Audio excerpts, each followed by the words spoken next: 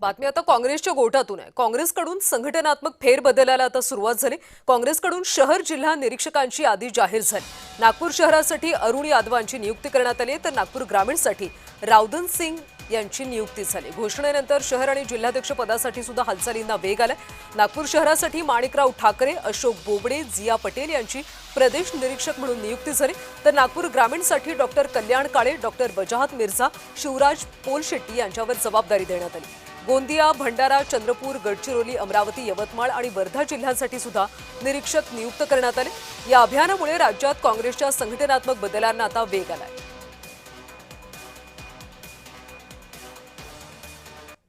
लोकांना संघटन मजबूत करण्यासाठी कोण चेहरा हवा आहे यासाठी हे संघटन सृजन सुरू आहे।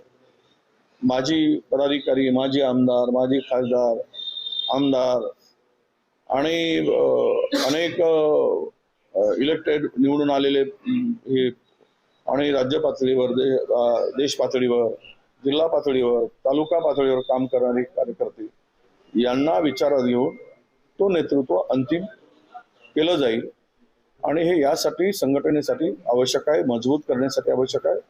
त्यातून नक्कीच काँग्रेसला मजबूती मिळेल।